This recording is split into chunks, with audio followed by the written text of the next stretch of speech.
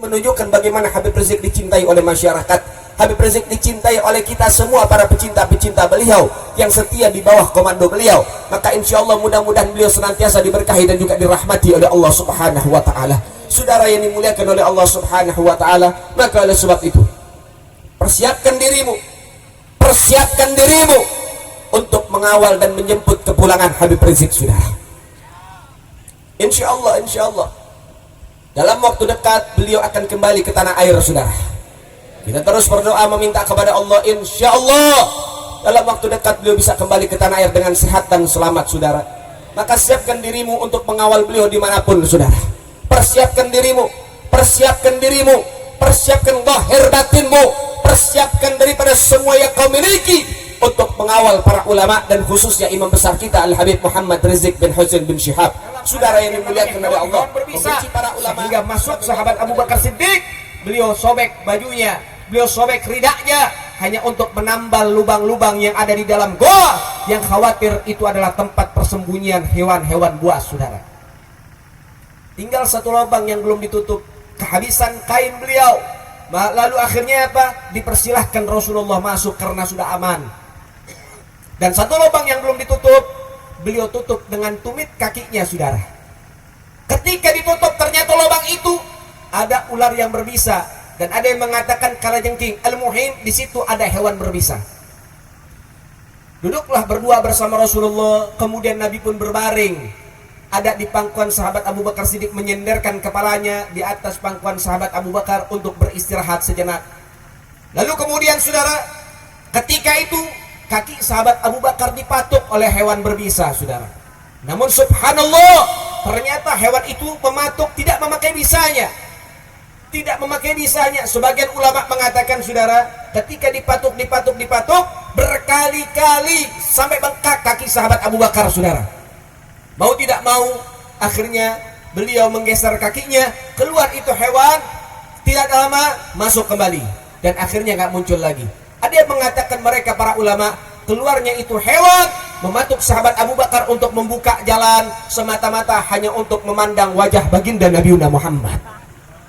Hewan berbisa cinta sama Nabi, saudara. Hewan berbisa pengen ngelihat wajah Nabi. Maka mudah-mudahan kita semua diberikan izin oleh Allah bisa berjumpa dengan baginda Nabi Muhammad. Kemudian, saudara, tak kuasa sahabat Abu Bakar menahan rasa sakit, tumpah air matanya jatuh di pipinya Rasulullah. Kemudian Nabi bilang, wahai Abu Bakar, apakah kau khawatir, apakah kau takut atas kejadian ini? Kita dikejar-kejar, apakah kau khawatir dan takut? Maka sahabat Abu Bakar mengatakan, tidak ya Rasulullah. Dan Nabi mengatakan, la takhaf wa la tahzan innallaha ma'ana. Jangan takut wahai Abu Bakar, jangan sedih, Allah bersama-sama kita. Allah ngelindungin kita, Allah jaga kita. Jangan takut, jangan sedih. Begitulah didikan baginda Nabi Muhammad. Namun sahabat Abu Bakar tidak takut dan tidak sedih. Sahabat Abu Bakar hanya menahan rasa sakit. Kemudian beliau bilang, ya Rasulullah, aku nggak takut, aku nggak sedih, tapi aku menahan rasa sakit patukan daripada hewan berbisa. Dilihat oleh Nabi, diberikan ludahnya Rasulullah, diusap kakinya, sembuh ketika itu, saudara. Masya Allah, begitulah sahabat Abu Bakar Siddiq mengawal baginda Nabi Muhammad. Sayyidina Hamzah radhiyallahu ta'ala anhu wa radha mengawal Rasulullah ketika dakwahnya sir. Ketika Nabi memulai dakwah secara sembunyi-sembunyi, Nabi berdakwah kepada beberapa para sahabat, dikawal oleh paman beliau Sayyidina Hamzah, saudara. Anda tahu, datang Sayyidina Umar di kala itu. Sayyidina Umar belum memeluk Islam. Datang beliau untuk menghadapi Rasulullah, untuk berjumpa dengan Nabi. Ketika diketuk rumah salah satu sahabat yang di dalamnya ada Rasulullah dengan beberapa sahabat. Ketika diketuk, maka ditanya oleh yang punya rumah, siapa di pintu? Maka dijawab, aku adalah Umar bin Khattab. Akhirnya mereka para sahabat takut, saudara. Umar datang kemari, jangan-jangan ingin melukai Nabi. Namun para sahabat bukan mengkhawatirkan diri mereka, bukan takut terhadap diri mereka, mereka khawatir keselamatannya Rasulullah. Masya Allah. Di situ ada sahabat Hamzah. Kemudian Sayyidina Hamzah mengatakan, ada apa? Umar bin Khattab datang, bukakan pintu. Ketika dibukakan pintu, Sayyidina Umar bin Khattab masuk, dipersilakan masuk. Maka langsung dikatakan oleh Sayyidina Hamzah, wahai Umar, kalau kau datang dengan niat baik, kami persilahkan dan juga kami sambut. Bila kau datang dengan niatan untuk melawan, dengan niatan yang buruk, dengan niatan yang tidak baik, aku lawanmu wahai Umar. Datang sahabat Umar ternyata membawa niatan untuk memeluk agama Islam di hadapan baginda Nabi Muhammad. Masya Allah. Baru masuk Islam seminggu saudara, belum lama Sayyidina Umar bin Khattab mempersembahkan nyawanya untuk baginda Nabi Muhammad. Dia datang ke tengah-tengah pusat kota Mekah saudara. Dia kadang suka berjaga daripada panggung dan juga daripada ormas jawara, semua mereka mengawal para ulama. Ini adalah jawaban. Kenapa? Karena PKI nggak kenal tempat sekarang saudara.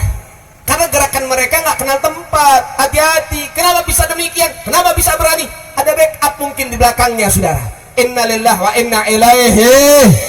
Namun yang antiknya saudara, yang lucunya, ternyata kalau ada yang mereka ada misalnya oknum ingin membunuh ulama, kalau ada oknum yang melukai ulama, tuduhannya orang gila saudara. Benar apa enggak? Benar apa enggak? Orang gila bisa mirip pisau. Innalillahi wa inna ilaihi. Orang gila bisa main Instagram. Yang ngulat crispy. Masya Allah. Innalillahi wa inna ilaihi. Masya Allah. Tapi kalau ada penusukan kepada pejabat, kalau misalnya ada daripada kejahatan kepada pejabat-pejabat, tuduhannya langsung teroris saudara. Betul apa enggak? Betul apa enggak? Waktu ada penusukan salah satu pejabat di Banten, yang nusuk dituduhnya apa? Orang gila apa teroris? Orang gila apa teroris? Innalillahi wa inna ilaihi. Masya Allah, ada apa? Kok bisa demikian? Nah inilah menjadi tanda tanya besar buat masyarakat Indonesia. Maka apa hal yang harus kita lakukan? Jaga dan kawal para ulama-ulama kita saudara. Jaga dan kawal mereka, apapun resikonya, apapun taruhannya, jaga dan kawal mereka saudara. Jangan mundur dari barisan para ulama. Dan catat baik-baik saudara, para ulama-ulama kita nggak minta dijaga, para ulama kita nggak minta dikawal, tapi sudah kewajiban umat Islam mengawal para ulama, menjaga para ulama, walaupun harus bersimbah darah dan mati di tempat saudara. Takbir. Sallu ala Muhammad. Saudara, Rasulullah sallallahu alaihi wasallam ini manusia paling berani saudara. Rasulullah ini manusia paling berani, paling kuat, paling hebat saudara.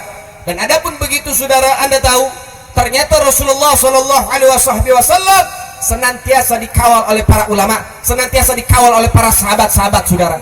Rasulullah dikawal, ini organisasinya pun dibubarkan dan dilarang. Nggak boleh ada daripada PKI, nggak boleh ada gerakan PKI. Namun ideologinya masih jalan saudara sekalian. Buktinya apa ideologi PKI ada? Buktinya apa itu PKI masih ada? Buktinya ketika RUU HIP ingin diresmikan dan disahkan, walaupun diganti dengan PIP, tetap itu menunjukkan bahwasannya PKI akan timbul kembali ada di Indonesia. Kalau kita lengah saudara, kalau kita masih berpangku tangan, kalau kita merasa aman, hati-hati, PKI sewaktu-waktu akan timbul ada di kampung-kampung kita saudara. Gerakannya nyata, gerakannya ada itu PKI saudara.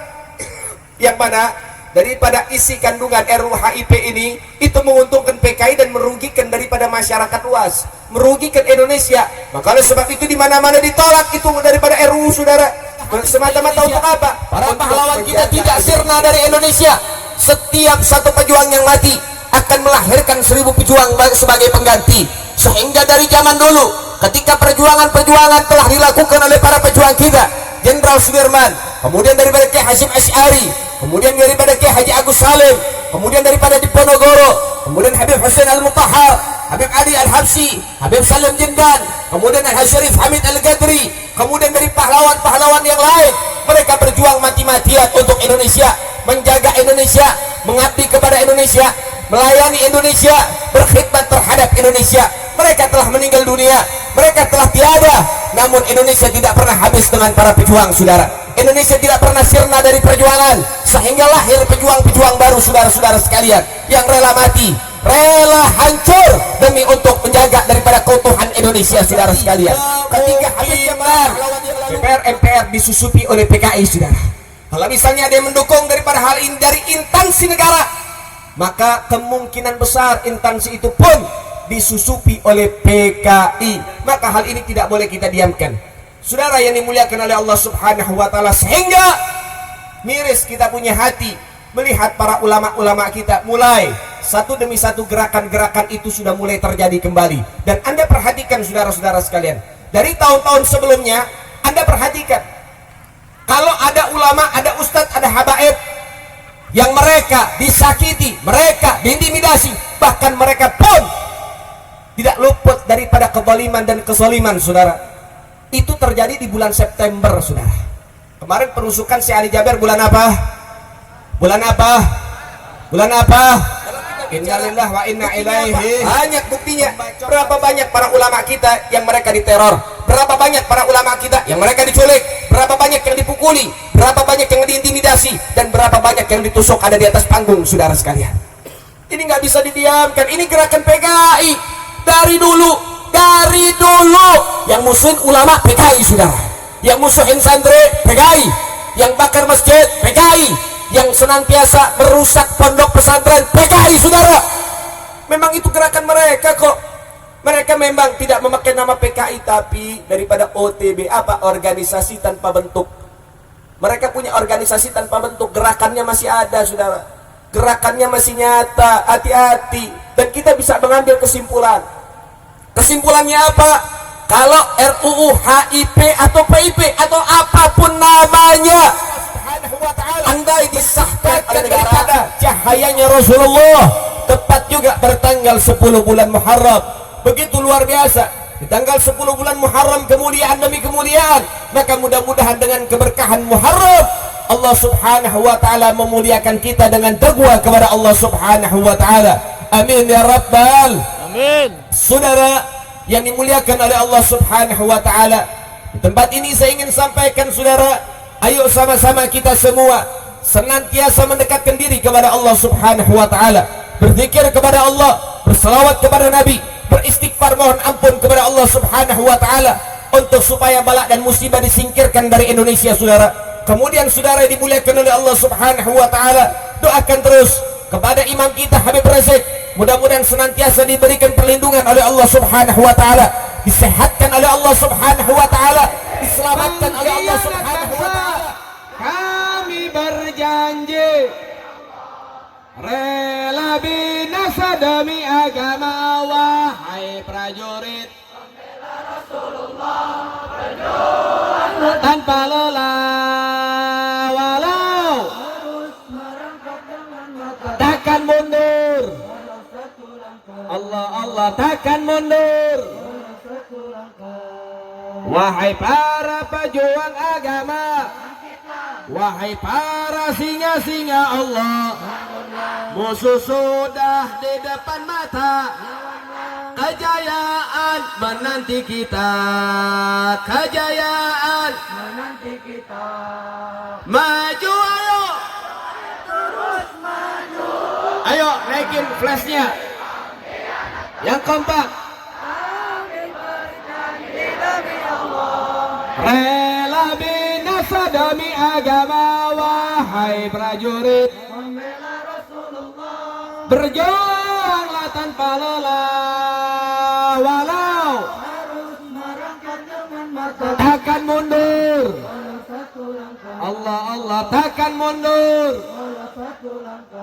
Wahai para pemudi-pemuda, kibarkan panji Al-Mustafa, serahkan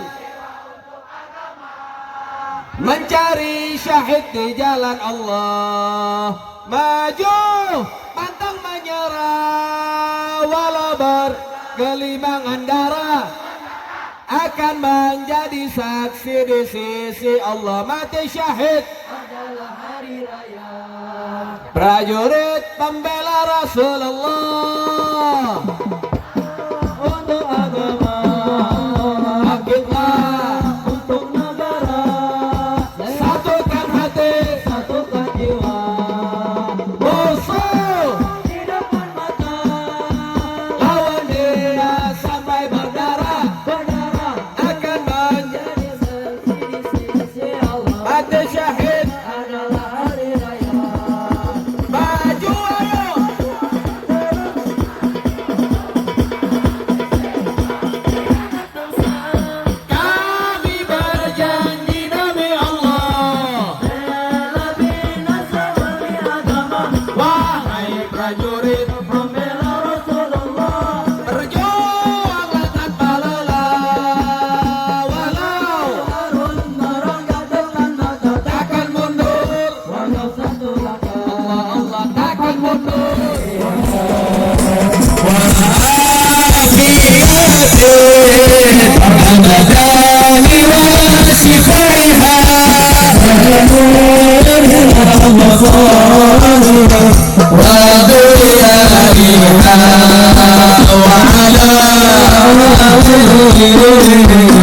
Walau